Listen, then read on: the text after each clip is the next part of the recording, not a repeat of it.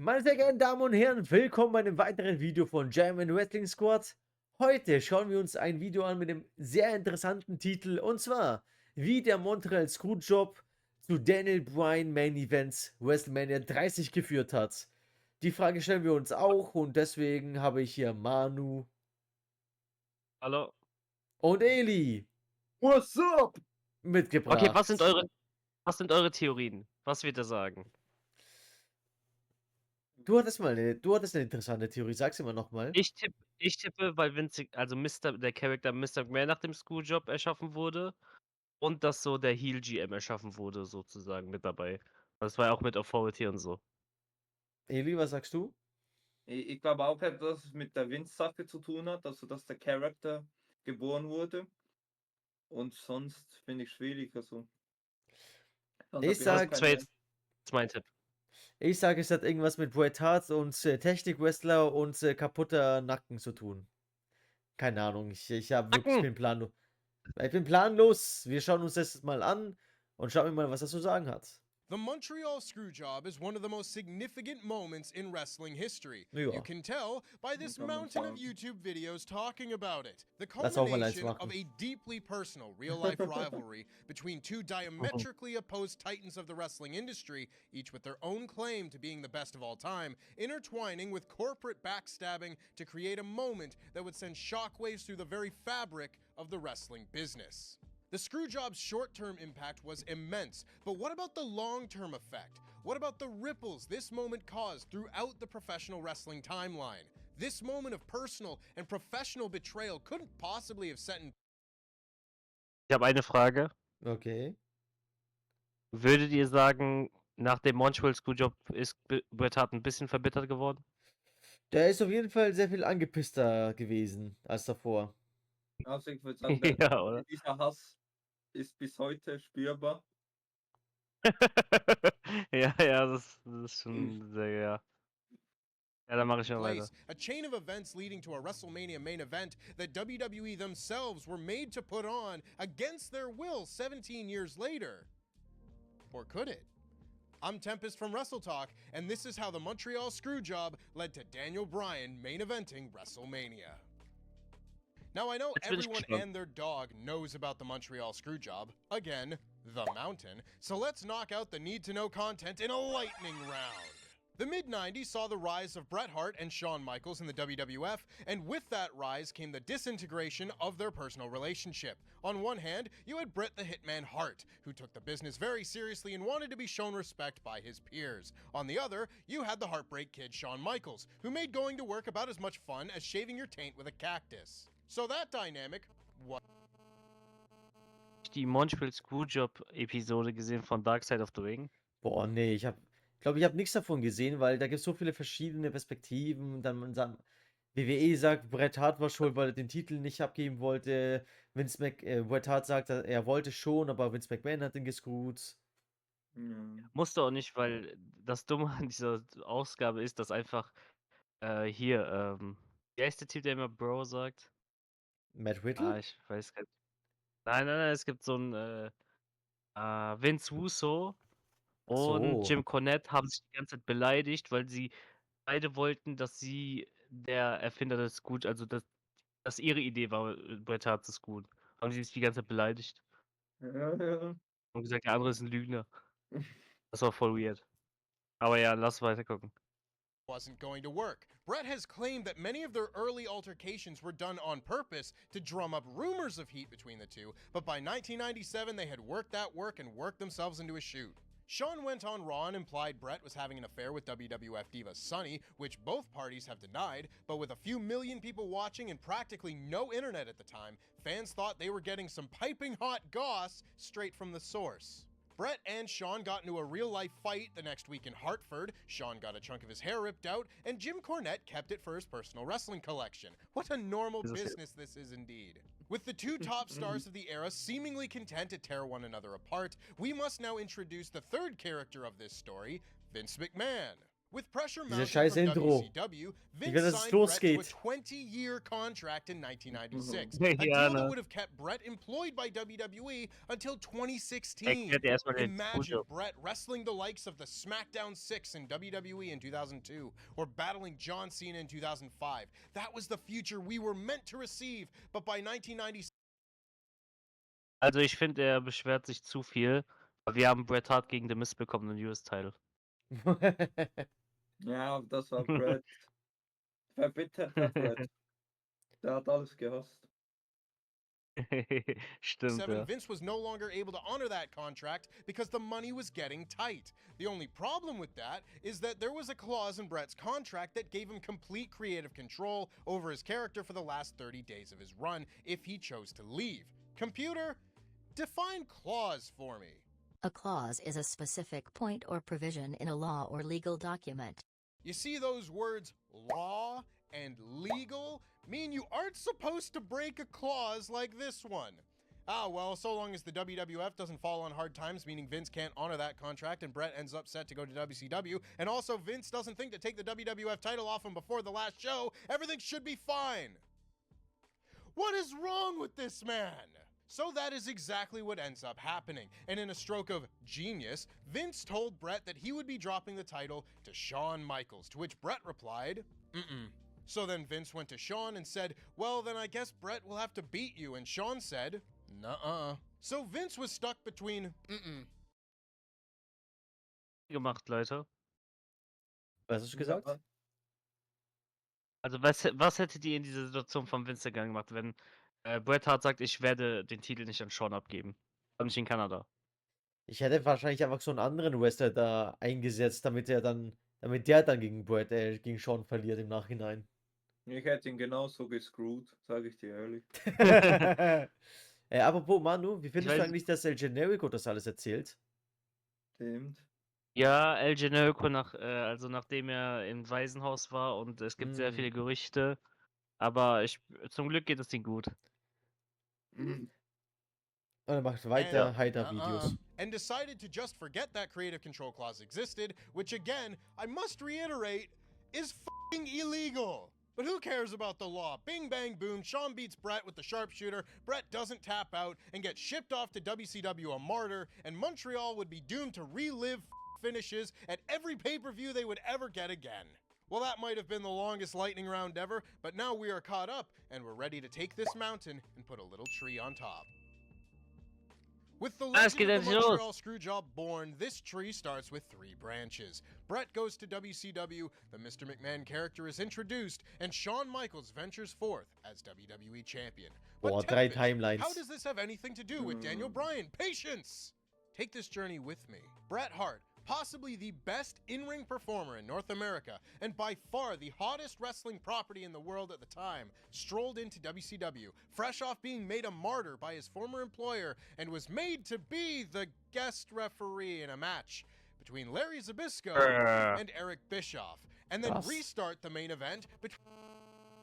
Imagine, das wird heute passieren, so. Stell dir vor, keine Ahnung, AEW wird so Roman Reigns bekommen und das erste, was Reigns macht, ist einfach Special Guest Referee. Ja. Also, ich weiß nicht, was die da vorhatten. Between Hulk Hogan and Sting. A match that didn't need restarting because Nick Patrick's quote-unquote fast count was the speed of any other referee's regular count. That's what happens when Nick Patrick usually counts like...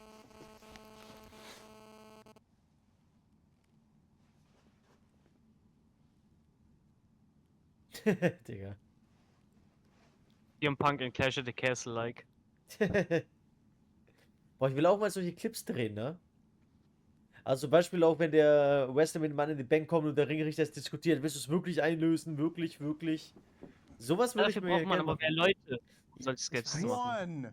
Yeah, it wasn't off to Wenn a ich great Dortmund start. bin. Even without Nick Patrick being the worst referee in history, Ja, this was a das war so massive sketchy. waste of Bret Hart and the ludicrous amount of momentum and buzz he had upon his debut. And unfortunately for the Hart family, Bret wasn't the only one wasted. At the time of Bret's departure from the WWE, he was part of the Hart Foundation, and given what had just happened to their leader and family member, the rest of the group felt like someone had pissed in their Molson. Of the 3 remaining members of the group, the ones that joined Brett in WCW were Jim the Anvil Neidhart and the British Bulldog, Davey Boy Smith. Neidhart was never pushed in the promotion, later expressing regret about making the jump to WCW and was ultimately released in 1998. Ich wusste nicht mal, dass Jimmy Neidhart dort ist, bin ich euch ehrlich. Ich habe noch nie was von Ja, ihm aber in ich frag WCW gesehen. Also, ich Ja, frage ja. mich, also die Vince McMahon zu Daniel Bryan, WrestleMania 30, das kann ich verstehen, aber ich weiß nicht, was Shawn Michaels und Bret Harts Timeline zu Daniel Bryan kommen soll. Das verstehe ich noch nicht, aber Mhm. das wird er uns wahrscheinlich gleich erklären. Na, hoffentlich. Ja. Oh, Said 20 Minuten release, noch. Neidhart became semi-retired, wrestling sporadically until his final match in 2010. The British Bulldog is a bit more complicated. See, at Fall Brawl 1998, the Warrior was set to make a grand entrance through the ring during the War Games main event, a main event that remains to this day one of the single worst matches I have ever seen in my life. So that should tell you if what I'm about to tell you was worth it. WCW had fashioned a trap door of sorts for Warrior to use to enter the ring, but the door had hinges and mechanisms that people were landing on all night. One of the unlucky souls was the Bulldog, who suffered such damage to his back from bumping on the door that he developed a staph infection that left him hospitalized and ultimately addicted to morphine. While he was in the hospital, Bulldog was fired from WCW, just to remind you that WCW was a shitty company run by particularly shitty people. Following that release, Bulldog returned to the WWE for one final run, the one where he wore Digga. Was sagst du, Eli? Hier sieht man, wenn Chris mich bockt mit Rücken, was hier alles passieren kann. Aber er bockt mich trotzdem so. Ja, muss. Das Aber es Geld geht- muss fließen. Aber bei der Bret Hart Timeline geht es voll viel um British Bulldog und nicht um Bret Hart selbst, ne? Aber Ja, vielleicht ist er das wichtiger, als wir alle stimmt. dachten am Anfang.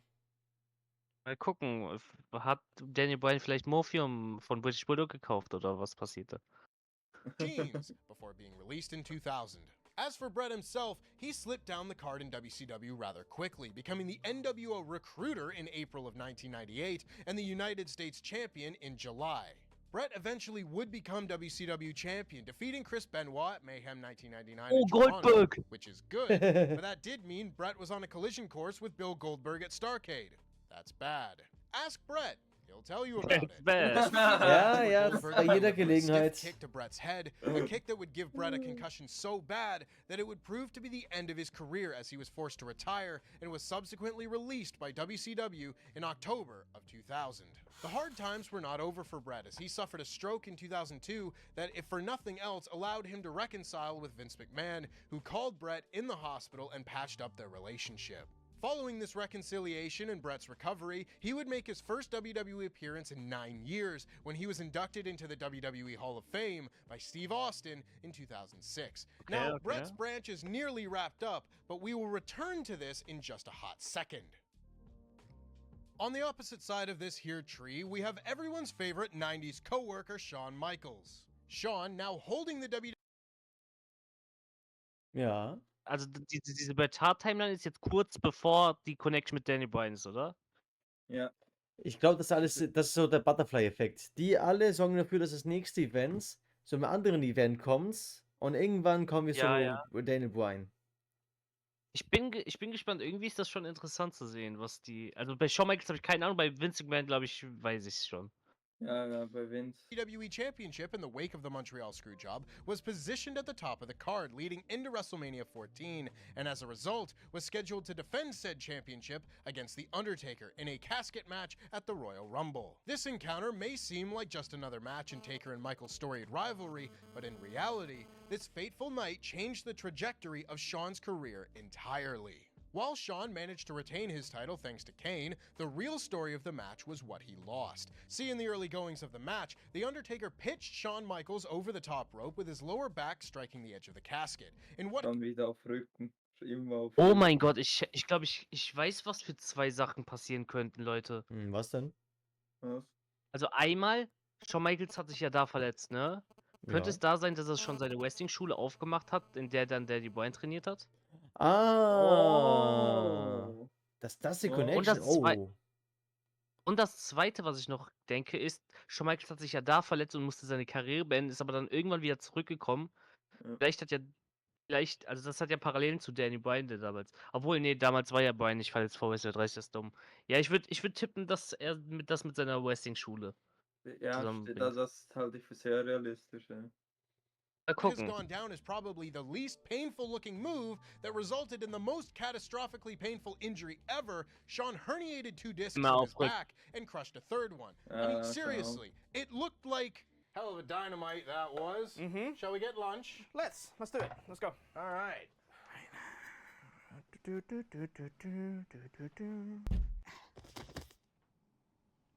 What are you doing? Come on, let's go. Can't. Why? Back broken. Man, quit playing Oh, around. the Come on, let's go Sealy. get lunch. Sean's career now seemingly had a ticking clock, rapidly approaching 0 attached to it, and after dropping the title to Steve Austin at Mania 14, he retired to his home in Texas. But that doesn't mean he was done with wrestling. In an effort to remain active in and around the business, HBK opened the Oh! Shawn Michaels Wrestling Habe ich's gesagt. Aber würdet ihr sagen, der Montreal Screwjob ist schuld, dass Shawn Michaels also sich verletzt hat und so? Ja, also ich meine, er hat dadurch den Titel gewonnen, da muss er gegen den Undertaker verteidigen. Und da ist ja die Verletzung Aber ich glaube, in passiert. Dark Side of the Ring wurde gesagt, wenn Bret Hart, also dass Bret Hart bei War dann, also einen Tag später, den Titel dann an Shawn abgibt. Ja, aber woher weißt du, dass Also. Brett zu Raw gekommen wäre? Sein Vertrag war ja abgelaufen. Boah, Ja, das hat jetzt stimmt. Vince McMahon gesagt. Ja, Also ich weiß nicht, ob ich das abkaufe, ob das nicht passiert wäre, wenn der Montreal Screwjob Naja, ich Screwjob meine, nicht wäre. auch ohne Montreal Screwjob wäre ja Shawn Michaels früher oder später Champion geworden. Ja, Oder ja, nicht? das würde ich auch sagen. das schon, ja. Ja, also hätte das Match gegen Undertaker nie stattgefunden, gäbe es nicht den Montreal Screwjob, das würde ich jetzt bezweifeln. Mhm. Ja, deshalb das schon ein bisschen, also ein bisschen hergeholt. Wrestling Academy. And this is where the little sprout that is the Montreal Screwjob properly starts to branch out more and more, affecting the wrestling landscape for years to come. While it is entirely possible that each of these men would have found a place to train and ultimately be successful, this is the timeline that we live in, and this is the information that is present. If you want to theorize about alternate timelines where all of these events are different and ponder who would have reached their destined places in the universe, you can go for it, but that is a video for another time. As history stands, among the many to make their way through the Shawn Michaels Wrestling Academy, most fans will recognize Lance Cade, Brian Kendrick, Paul London, and a young man named Brian Lloyd Danielson. Going down the line here, Lance Cade wrestled on the Indies and in Japan until signing with WWE in 2001. He made his Raw debut wrestling as Garrison Cade, defeating Lance Storm with some distraction help from Steve Austin calling Storm boring. WWE actively trying to tell their fans that one of their wrestlers is actually not entertaining and shouldn't be cared about. I wonder if this brilliant idea could possibly come up again in this story. Cade would go on to team with Mark Jindrak in a partnership I sure as don't remember. Do you remember it? I don't remember it. They wrestled at WrestleMania 20? Huh, son of a bitch. Cade was sent back to Ohio Valley Wrestling in 2005 before returning to Raw alongside Trevor Murdoch later in the year. The two were a solid team who actually won the World Tag Team Championship 3 separate times, lasting until 2008 when WWE broke them up because WWE hates to tag teams. Cade had a brief partnership with Chris Jericho in 2008, even feuding with former mentor Shawn Michaels, but was fired over his issues with drugs. He would later work for All Japan Pro Wrestling before his unfortunate and untimely passing in 2010 as a result of heart failure. These next two are often remembered together in Paul London and Brian Kendrick. Kendrick had many stints with WWE early in his career, being signed in 2000 and released in 2001, before bouncing between WWE and Ring of Honor several times, eventually settling in WWE in 2005. London had a more direct route, wrestling for Ring of Honor and TNA before signing with WWE in 2003. He would team with Billy Kidman on SmackDown, winning the WWE Tag Team Championship and later captured the Cruiserweight title as a singles competitor. London and Kendrick then formed their bizarre opera mask-wearing Run Real Fast to the Ring tag team in late 2004. Ich muss so ehrlich sein, mit Paul London und Bryan Kendrick hätte ich in diesem Video nicht gerechnet. Bin ich euch ehrlich. Also, Ich finde es aber auch ein bisschen weird, dass er jetzt alle Schüler von Shawn Michaels hier, hat das was mit Danny Bryan wirklich zu tun? Wir können es am Ende beurteilen, ob er vielleicht ein bisschen zu viel miteinander verknüpft hat, was gar nicht nötig war. Five Ja, and ich, continued aber on winning das titles finde ich before splitting zu up in weit. 2008 because WWE hates the tag teams. London would soon be released Bei with der his immer noch. last match in WWE coming against Lance Cade, interestingly enough, and would continue to work on the indies, making appearances in Ring of Honor and Lucha Underground. Meanwhile, Brian Kendrick had a brief singles run as a heel, which most people remember for having him hold the WWE Championship for about 5 minutes, unofficially, in that weird-ass Unforgiven Championship Scramble match. Remember that? Wasn't that dumb? Ich habe He die also Matches introduced the gefeiert. world to future Ja, ECW ich aber- champion ich Ezekiel auch, ich Jackson auch. before he was released as well in 2009. He signed with TNA before eventually being released in 2012 and making his way back to WWE in 2015, appearing in the Cruiserweight Classic before moving to 205 Live. He would ultimately request and be granted his release from WWE in early 2022 after having worked as a producer and trainer. And then you finally have Daniel Bryan Danielson, the American Dragon, the Yes Man, the man half of this video title and concept is dedicated to. After a brief run in WWE developmental in Finally. 2000 and 2001, Bryan wrestled all over the world, becoming IWGP Junior Tag Champion alongside Christopher Daniels in New Japan Pro Wrestling, and one of the founding fathers of Ring of Honor, reigning as ROH World Champion for 460 days. It was at this time that Bryan became one of the greatest wrestlers in the history of the industry, having classic rivalries with the likes of Nigel McGuinness, Chris Hero, Samoa Joe, and Takeshi Morishima. After years in ROH, Bryan signed with WWE in 2009, where he was immediately packaged as a quote-unquote rookie assigned to The Miz on the first season of game show NXT, before arriving on Raw with the Nexus. While he was fired for choking Justin Roberts with his tie and spitting on John Cena, he was hired back just 2 months later. Improbably, Bryan would go on to win the Money in the Bank ladder match the following year in 2011, securing a shot at the World Heavyweight Championship. Bryan has said he was picked to win the match over Cody Rhodes and Wade Barrett so as to not have two heels winning the briefcases on the same pay-per-view, with notable prick Alberto Del Rio set to win the briefcase's red counterpart. Given that the Money in the Bank contract was essentially a golden ticket, Also sollte eigentlich Cody oder Wade Barrett den Koffer gewinnen. Also Wade Barrett hätte Boah, ich mir keine Ahnung. vorstellen können. Aber Leute, stellt euch vor, Cody Rhodes hätte den Koffer gewonnen, dann wäre AEW nie existiert worden. Ich nur mal sagen. Alternative Timeline. Ey, stimmt. Ja, ohne AEW würde mich interessieren, was die ganzen Indie-Wrestler stattdessen gemacht hätten. Wahrscheinlich weiter Indie-Wrestling und dann wäre New Japan wieder, also immer noch so krass wie 2016 und so. Vielleicht TNA jetzt wieder ein bisschen. Ja, ich glaube, New Japan und TNA Ja. wären dann die größten Gewinner davon. Die Aber größten einfach weil Verlierer. Alberto Del Rio der War Heel Koffer ist und die wurden Face brauchten. Digga, aber. ticket at the Okay. time, this decision likely had a huge impact on both Rhodes and Barrett's careers, as Wade would never become world champion in the promotion, and Cody would need to go on a 13-year odyssey before the gold would reach his grasp. I won't go into detail on how Cody Rhodes not winning the world title in 2011 could have possibly led to his departure from WWE and the introduction of AEW, because this Ah, das haben wir gerade gesagt. Ey, geil. Hätten wir nur ein paar Sekunden weitergemacht. video simply cannot be allowed to be 2 hours long, but just know it is implied. Back to Bryan, he cashed in the contract to defeat Big Show at TLC 2011 to capture his first world title in WWE. He would soon turn heel through the very chant that would ultimately be his symbol of success, as the now famous Yes chants would begin simply as a way to over-celebrate victories, eventually turning the fans against Bryan out of sheer annoyance. After an 18-second loss at WrestleMania 28 got the fans behind him, an entertaining storyline in partnership with Kane turned Bryan back into being a babyface. However, this is where we must hit pause and tell this branch to stop growing quite so quickly. Don't worry, I'll remember to water you, tree. We just need a little bit more context first. Back to Shawn Michaels himself, Shawn eventually left the Academy to return to a WWE ring in 2002 after finding his faith in God. To quote a wise man named Jeff Hardy, Praise the Lord!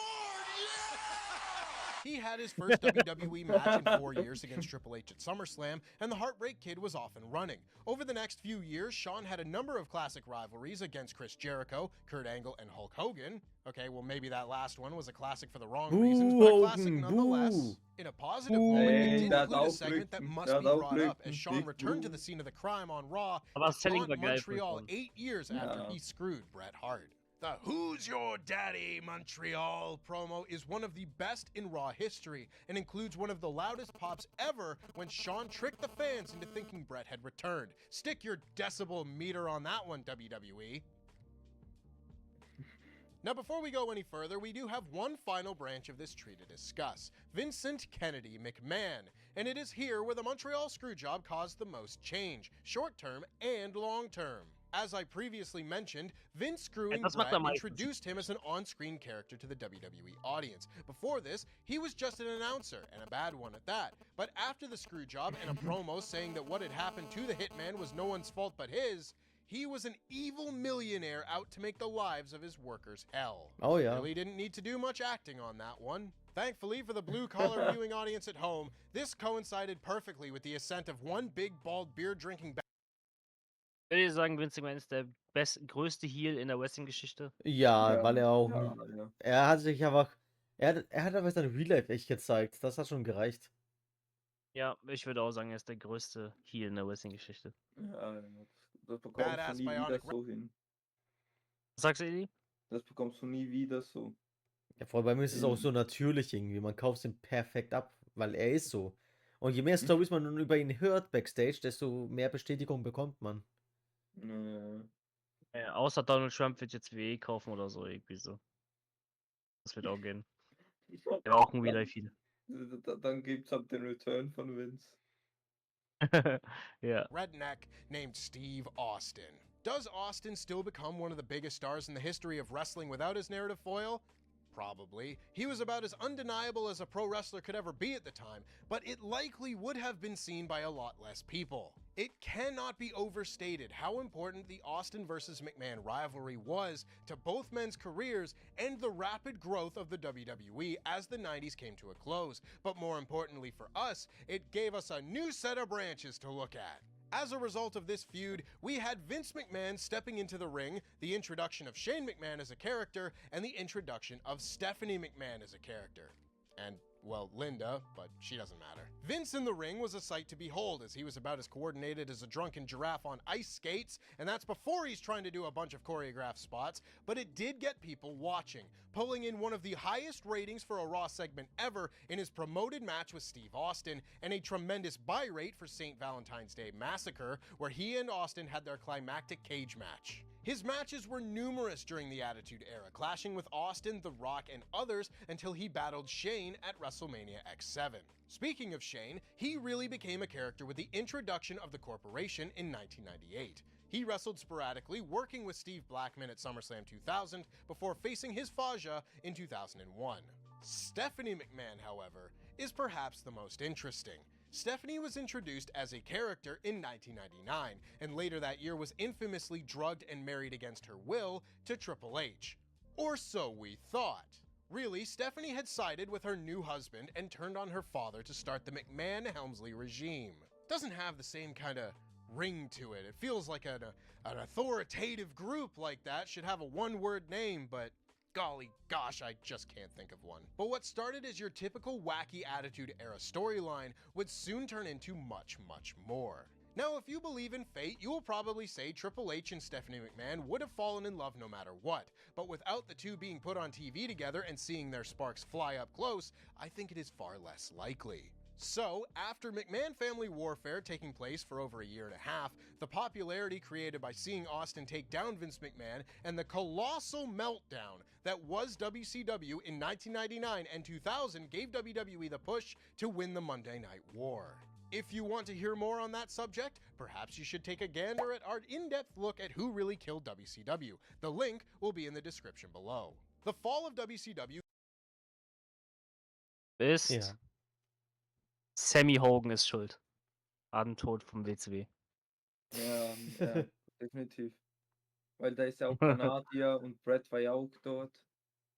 Alles miteinander Da, zu da tun. ist die Verbindung zwischen beiden. Ja, Er sollte ein das- Video machen, wie Sami Zayns Debüt, das nachträglich die WCW getötet hat oder so. ja. Bis Sammy Hogan. Buh. Gave birth to the horribly botched invasion storyline, and as WWE began to move into the Ruthless Aggression era, we continued to see the McMahons featured as semi-regular in-ring competitors, with Vince having rivalries with the likes of Ric Flair and Hulk Hogan, while Shane took on Eric Bischoff and Kane. Meanwhile, we catch up with our third McMahon branch, who, despite breaking up on television, married Triple H IRL for realsies in 2003. Stephanie would continue to serve as an on-screen authority figure, primarily on SmackDown, while Triple H's reign of terror went down on Raw. For most of the 2000s, Triple H crushed the hopes of young stars such as Rob Van Dam, the Hurricane, Booker T, Jeff Hardy, the Highlanders, Lance Cade, Trevor Murdoch, Paul London, Brian Kendrick. Amidst his reign of terror, all of these branches converged for a D-Generation X reunion rivalry with the McMahons, but this time, rather than DX trying to start a movement and change the way the business was presented, they were like, And then I had to go sideways so that the doctor could pull it out again. It was really weird, you know? Wouldn't recommend. It's me, Triple H. Yeah, we know. Who else would you be? You know that Vince guy? I hear he likes penis. Oh, So? what? Like, it's 2024, man. Yeah. You know Triple H. I think that's pretty homophobic. You're homophobic. I hate that guy. Anyway, after DX got done beating up There Triple you H's go, what the father-in-law fuck. and brother-in-law, the McMahons came together with Triple H to fight Randy Orton in Soll den Sketch 2009. kopieren. Orton punted both male Boah, ja, McMahons lass halt gemeint so before Sketches RKOing, DDTing, selber and schreiben. kissing Stephanie in a moment that has way too many views on WWE's YouTube channel. Have some shame, I beg of you, en route to a dreadfully boring loss to Triple H at WrestleMania 25. This was Shane's final WWE program for 7 years, as he decided to quit WWE in 2009. Meanwhile, this Orton feud led to Also ich frage mich halt wirklich, was hat Shane mit der ganzen Sache zu tun, weil der kommt ja erst nach WrestleMania 30. War er vielleicht Backstage irgendwo unterwegs? Nee, der war gar nicht mehr in der WWE.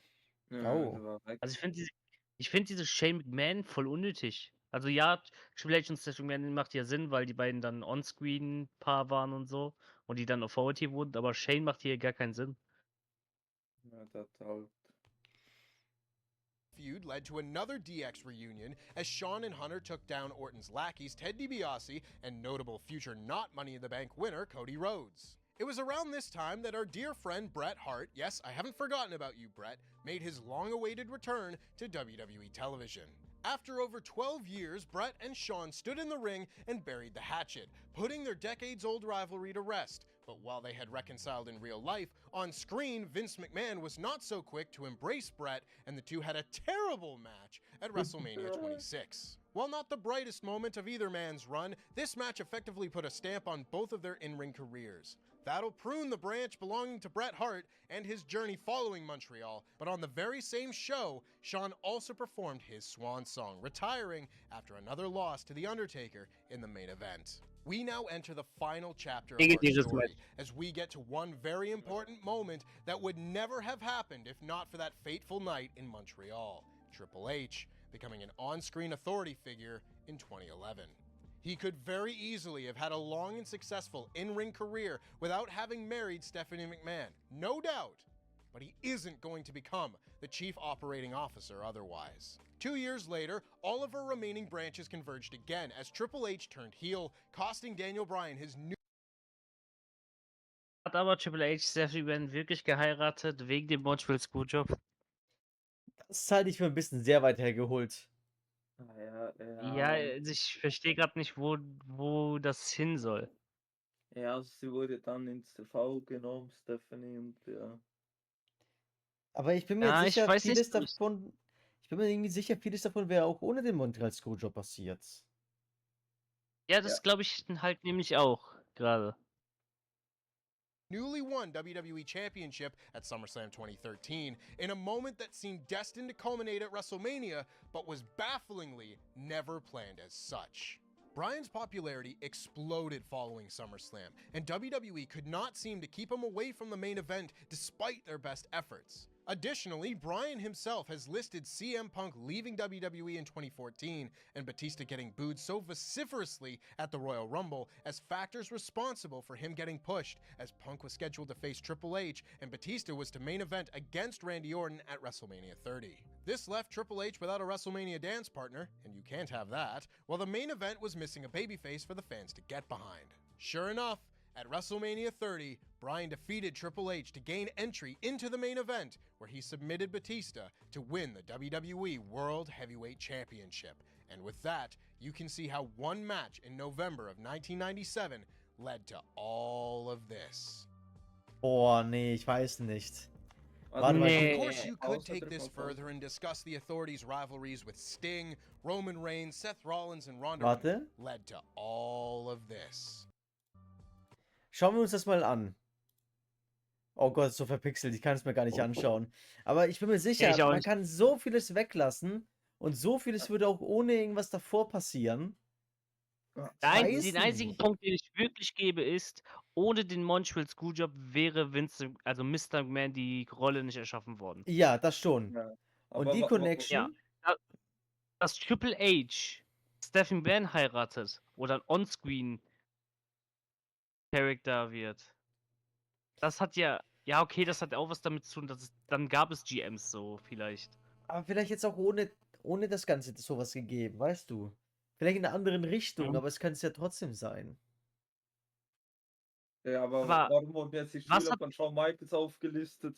Niemand Und hat was ist mit irgendwas Bret damit Hart? zu tun. Digga, das war doch Anvil Neidhart. Was hat das damit zu tun mit Danny Bryan?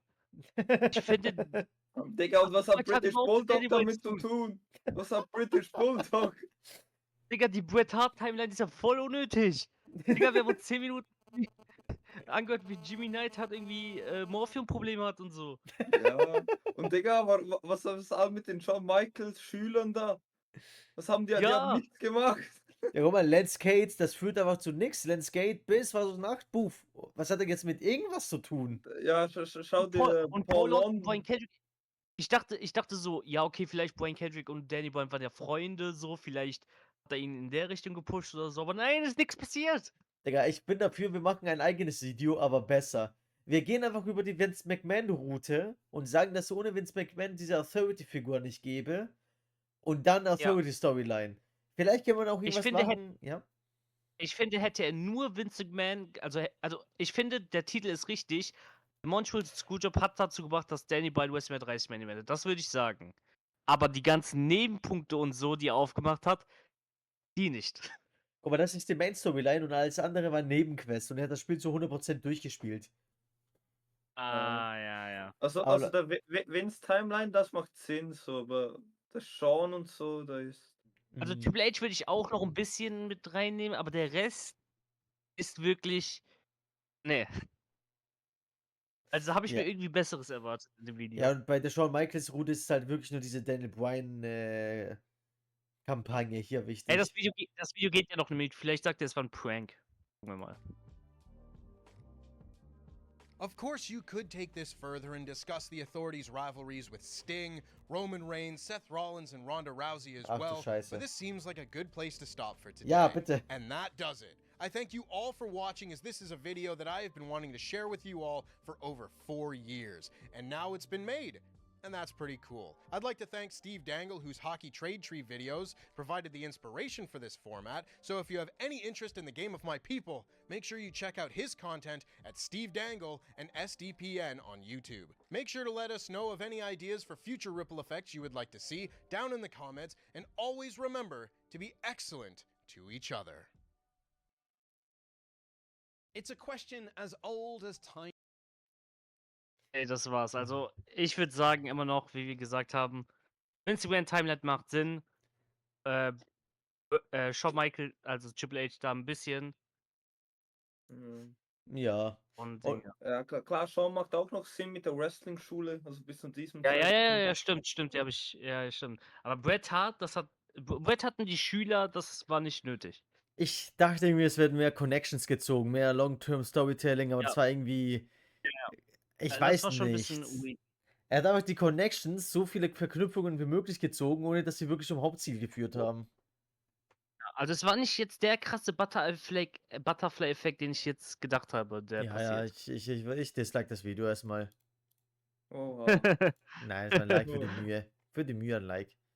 Aber ja, Leute, ich Ja. würde sagen, das war's für dieses heutige Video. Danke fürs Vorbeischauen und nicht vergessen, liken, abonnieren und bis zum nächsten Mal. Tschüss. Hau rein.